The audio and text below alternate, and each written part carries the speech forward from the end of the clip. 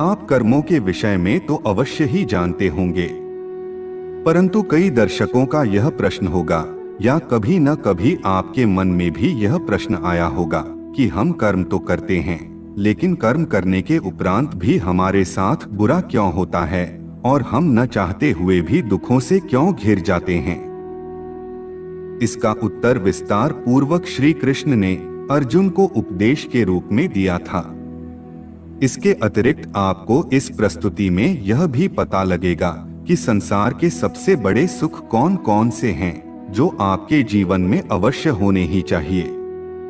आध्यात्मिक ज्ञान वृद्धि के लिए वीडियो को अंत तक देखें एवं चैनल पर नए हैं तो कृपया चैनल को सब्सक्राइब अवश्य करें। आइए जानें। कुरुक्षेत्र युद्ध भूमि में अपने ही सगे संबंधियों के सामने खड़े अर्जुन श्री कृष्ण से पूछते हैं कि हे केशव, आप कहते हैं कि इस संसार में हर मनुष्य अपनी प्रवृत्ति के अनुसार ही कार्य करते हैं, परंतु मेरे विचार के अनुसार प्राणी में कोई भी गुण प्रधान हो, उसकी चाहे कैसी भी प्रवृत्ति हो, फिर भी हर प्राणी सुख की ही कामना करता है, दुख के लिए कोई कामना नहीं करता। इसलिए हर प्राणी सदा सुखी ही होना चाहता है, चाहे वह राजा हो या रंक हो, स्त्री हो या पुरुष हो। फिर श्री कृष्ण कहते हैं कि तुम ठीक कहते हो अर्जुन, कि सब सुख की कामना करते हैं, परंतु सुख की परिभाषा हर एक व्यक्ति की प्रवृत्ति के अनुसार बदल जाती है। एक साधु पुरुष को दूसरों को सुख देकर सुख मिलता है, दूसरे की सहायता करके वह खुश होता है, और एक नीच प्रवृत्ति वाला मनुष्य किसी को दुख देकर सुखी होता है। कोई सुखी हो तो उसे दुख होता है। इसके लिए सुख और दुख की परिभाषा अपनी अपनी प्रवृत्ति और रुचि के अनुसार हर प्राणी के लिए अलग अलग है।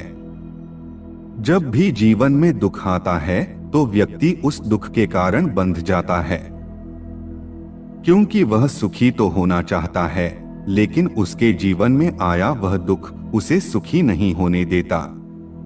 वही दूसरी ओर जब जीवन में सुख आता है तो व्यक्ति उसमें इतना खो जाता है कि वह भविष्य में आने वाले दुख की चिंता ही नहीं करता और फिर उसी बंधन में फंस के रह जाता है।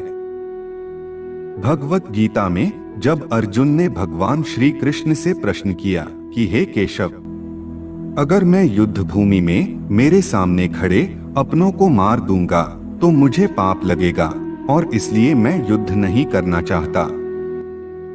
श्री कृष्ण कहते हैं, सुख दुखे समे कृत्वा लाभालाभो जया जया ततो युद्धाय युज्यस्व नैवं पापम वाप्स्यसि।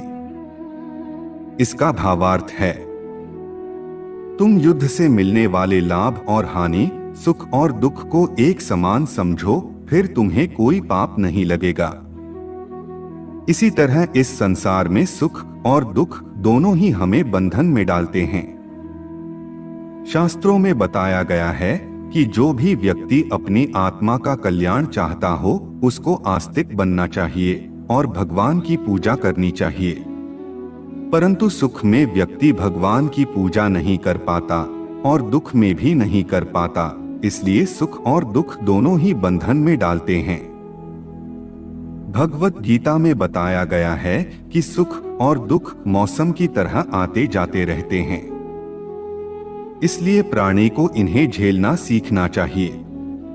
इसका अर्थ यह भी हो सकता है कि अगर सुख आया है तो दुख भी आएगा और दुख आया है तो सुख भी एक दिन अवश्य आएगा। शास्त्रों के अनुसार अगर व्यक्ति भगवान की पूजा करता है तो उस पर भगवान की कृपा बनी रहती है और भगवान उसे दुखों से लड़ने का बल भी प्रदान करते हैं। अगर कोई व्यक्ति सुख और दुख में समान भाव रखे तो वह मुक्ति के योग्य हो जाता है, अर्थात जो व्यक्ति सुख और दुख में समान भाव नहीं रखता वह मुक्ति के योग्य नहीं है। श्री कृष्ण कहते हैं कि हे पार्थ, यह संसार दुखालय है और मेरी भक्ति करने वाले फिर दुखों से भरे इस संसार में नहीं लौटते। हर सभ्य व्यक्ति को अनावश्यक सुखों की जगह आवश्यक सुखों की कामना करनी चाहिए। ऐसे ही हमारे धर्म ग्रंथों में कुछ सुखों के बारे में वर्णन किया गया है, जिन्हें एक एक करके हम आपको बताएंगे। पहला सुख निरोगी काया, दूजा सुख घर में हो माया, तीजा सुख कुलवंती नारी, चौथा सुख पुत्र हो आज्ञाकारी, पंचम सुख स्वदेश में वासा, छठवां सुख संतोषी जीवन और सातवां सुख परमात्मा का स्मरण। यह 7 प्रकार के सुख आपके जीवन को सुखद बनाकर आपको परम गति की ओर ले जाते हैं। अगर आप दिए गए इन 7 सुखों के अनुसार अपना जीवन व्यतीत करते हैं तो आपकी मुक्ति होनी निश्चित है। आज की हमारी प्रस्तुति में इतना ही। अगर आपको हमारी यह वीडियो अच्छी लगी हो तो लाइक करें, आपका कोई प्रश्न है तो कमेंट करें और चैनल को सब्सक्राइब अवश्य करें। मिलते हैं एक और ज्ञानवर्धक वीडियो के साथ। तब तक के लिए जय जय श्री राम।